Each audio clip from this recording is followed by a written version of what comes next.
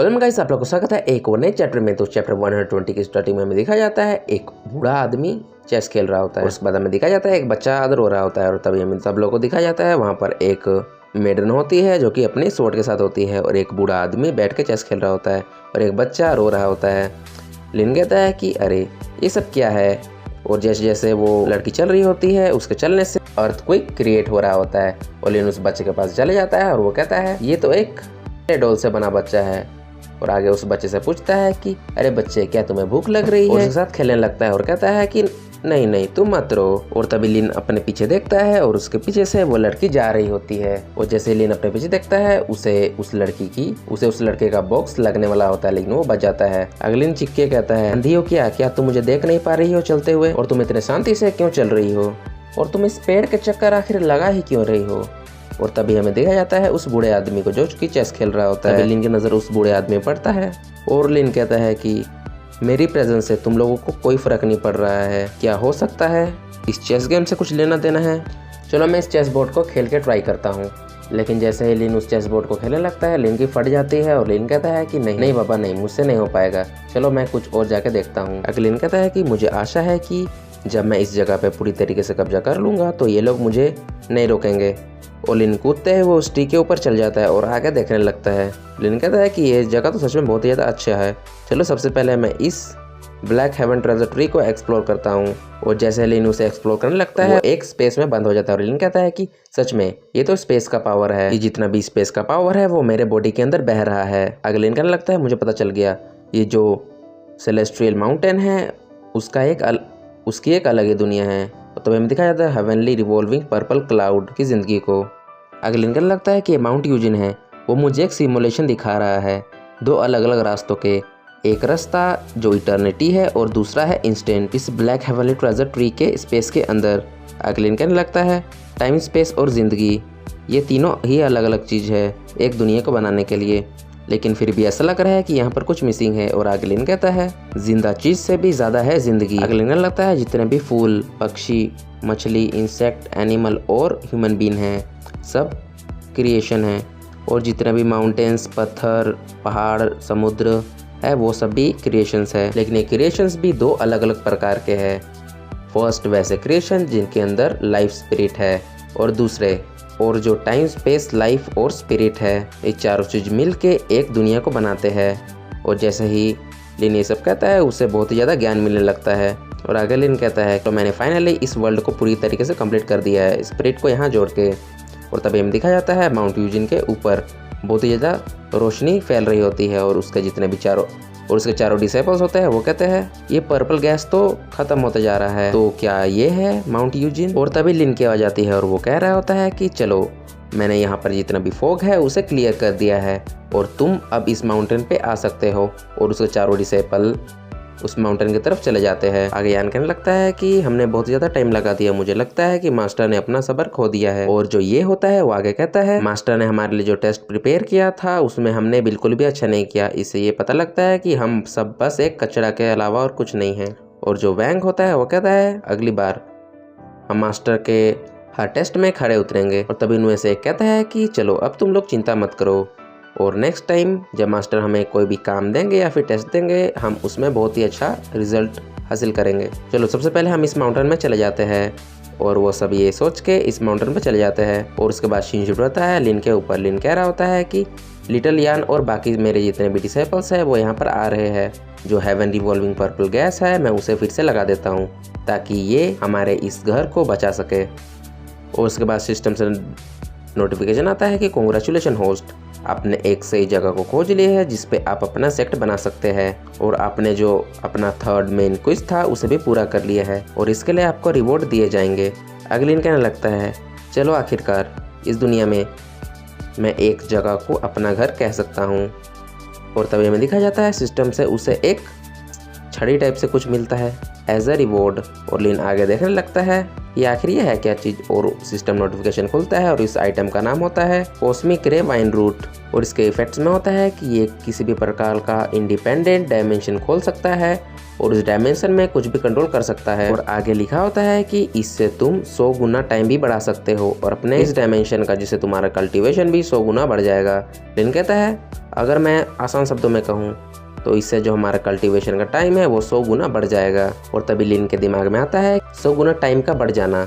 ये बिल्कुल ऐसा ही है जैसे कि गोकू ने अपने ग्रेविटी चेम्बर में 100x ज़्यादा ग्रेविटी लगा दी है।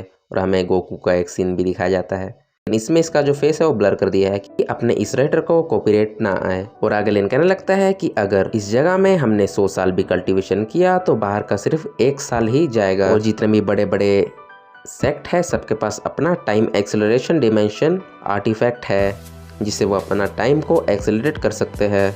और इस दुनिया में बहुत ही कम आर्टिफैक्ट होंगे जिससे हम अपना टाइम को 100x तक बढ़ा सके। और ज़्यादा से ज़्यादा इस दुनिया में सिर्फ एक रूम को ही हम किसी भी आर्टिफैक्ट के साथ एक्सेलरेट कर सकते हैं। लेकिन मेरे पास जो आर्टिफैक्ट है इससे तो हम पूरा डायमेंशन को ही एक्सेलरेट कर सकते हैं। और आगे लेने लगता है इसके साथ। और तभी वो एक फ्लैशबैक याद करता है कि जो यान होता है उसने बोला होता है कि 3 साल बाद मैं वापस आऊँगा और अपने इस बेइज्जती का बदला लूँगा। और आगे लेने कहता है कि तो इसी के साथ अब मुझे यान के लिए बिल्कुल भी चिंता नहीं करना पड़ेगा। और तभी सिस्टम से एक नोटिफिकेशन आता है और वो सिस्टम कहता है कि आपका जो मेन क्वेस्ट है वो आ चुका है और इसे जल्दी से जल्दी आप चेक कीजिए। लिन कहता है क्या अनदर क्वेस्ट? और ये सब बात सुन के लिन को बहुत ही गुस्सा आ रहा होता है और कहता है कि अरे यार मुझे अपनी ज़िंदगी में थोड़ा तो एंजॉय करने दो, दिन भर क्विस्ट लगाए रहते हो। और जैसे ही लिन उस क्विस्ट को देखता है और उसकी फटके हाथ में आ जाती है, क्योंकि उस क्विस्ट में उसे अपने 30 डिसेबल बनाने होते हैं जिसका पोटेंशियल वैल्यू लगभग 25 या फिर उससे ऊपर हो। और इसके लिए आपको 10 साल मिलते हैं और अगर आप ऐसा नहीं कर पाए तो साफ हो जाएगा इस दुनिया से। आगे लिन सोचने लगता है बोन रूट, अवेयरनेस, विल और लक, इन चारों के साथ इन चारों को अगर हम मिलाएं तो पोटेंशियल वैल्यू सामने आता है। और अगर इन सभी का वैल्यू 10 आ जाए इसे कंसीडर करेंगे हम मैक्स वैल्यू के रूप में। आगे लिन अपना दिमाग और दौड़ाने लगता है और कहता है कि चाओ और जितने भी मेरे चारों डिसेबल है उनका पोटेंशियल वैल्यू लगभग 33 या फिर उससे ऊपर है। और हमें दिखाया जाता है एक चार्ट, और जो अपने यान और बाकी लोग होते हैं वो बिल्कुल टॉप पे होते हैं। और हमें एक चार्ट दिखाया जाता है और हमें दिखाया जाता है जो 0 होते हैं वो उन्हें ऑर्डिनरी पर्सन कहा जाता है, और जिनका 10 या फिर उससे ऊपर होता है कहते हैं थ्रेशोल्ड ऑफ कल्टीवेशन, और जिनका 20 या फिर उससे ऊपर आता है उन्हें कहता है एक्सपेक्टेशनल टैलेंट, और जिनका 30 या फिर उससे ऊपर आता है उन्हें कहा जाता है the dragon and the Phoenix among man. और जो अपने लिन, शाओ वगैरह होते हैं वो सब इसी लेवल पे होता है। और हमें देखा जाता है जो लूफी और वन पंच मैन होता है वो भी इसी लेवल पर होता है। अगले कहने लगता है ये बिल्कुल भी संभव ही नहीं है, लगभग मुझे 10 साल का वक्त मिला है, लेकिन 30 डिसाइपल्स ये कोई छोटा मोटा नंबर नहीं है। बास्टर्ड सिस्टम, तुम क्या मेरे लेना चाहते हो? लिन फिर अपने आप को शांत करते हुए कहता है चलो मैं इस सब के बारे में भूल जाता हूँ, सबसे पहले मैं अपना काम है उस पर फोकस करता हूँ और मेरा कल्टीवेशन लेवल को बहुत ही ज़्यादा बढ़ा देता हूँ। मेरा कल्टीवेशन बहुत ज़्यादा बढ़ जाएगा तो जितने भी टैलेंटेड पर्सन है वो मेरे दरवाजे पे खुद ब खुद ही आ जाएंगे। और लिन के पास जो कॉस्मिक रे वाइन रूट होता है वो उसे वहीं पर प्लांट कर देता है, और जैसे लिन उसे प्लांट करता है वो धीरे धीरे बहुत ही बड़ा एक पेड़ के रूप में बन जाता है। लिन कहता है कि अरे ये तो बहुत ज़्यादा जल्दी हो गया, अब से ये सेट का कल्टीवेशन प्लेस होगा। अगलिन कहता है अब मेरे पास टाइम और स्पेस के रिलेटेड पावर आ चुकी है। अगलिन कहने लगता है मेरा जो एक कनेक्शन है Mount Eugene, the black heavenly treasure और इस हेवन रिवॉल्विंग पर्पल क्लाउड के साथ वो बहुत ही ज़्यादा गहरा हो चुका है और मैं इसे पूरी तरीके से कंट्रोल कर सकता हूँ। अगलिन कहने लगता है टाइम, स्पेस, लाइफ और स्पिरिट। जब मैंने इन 4 चीज़ों को मिला दिया तो ये जो स्मॉल वर्ल्ड है बहुत ही ज़्यादा पावर और स्टेबल बन चुका है। लेकिन सबसे पहले मुझे अपने आप को और स्कोर स्टेज का एक कल्टीवेटर बनाना पड़ेगा। और लिन उस कॉस्मिक रे वाइन रूट से सबसे पहले कहता है एक्सेलरेशन रेट 100x कर दो, और वैसा ही होता है, उसका एक्सेलरेशन रेट लगभग 100x हो जाता है। लिन कहने लगता है कि लेकिन अभी भी ये जो कॉस्मिक रे वाइन रूट है ये फिर भी पूरी तरीके से नहीं बढ़ा है, तो सिर्फ मैं ही इस एक्सेलरेशन का मज़ा ले सकता हूँ।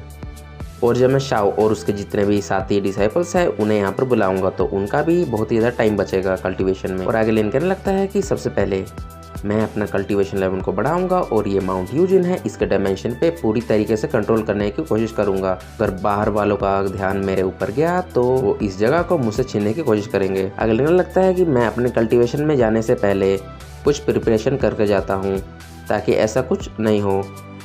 और वो अपने पास से एक फॉर्मेशन ओपन कर देता है और तभी हमें दिखाया जाता है शाओ और उसके जितने भी डिसाइपल्स होते हैं वो वहीं पर आ रहे होते हैं। और शाओ कहता है कि देखो वहाँ पर क्या है, और हमें वही फॉर्मेशन दिखाया जाता है। और उसके बाद लिन वॉइस ट्रांसमिशन से कहता है कि तुम लोग चिंता मत करो, ये बस एक प्रोटेक्शन फॉर्मेशन है जो मैंने लगाया है।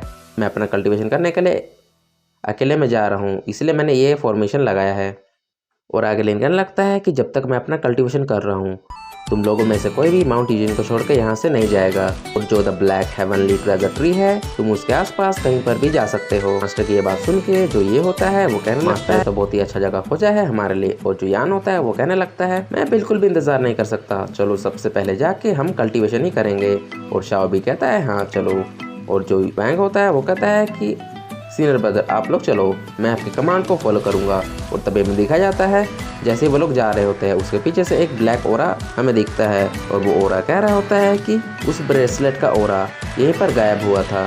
तो गाइस चैप्टर खत्म, तो मिलते हैं अगले चैप्टर में, तो तब तक के लिए बाय बाय।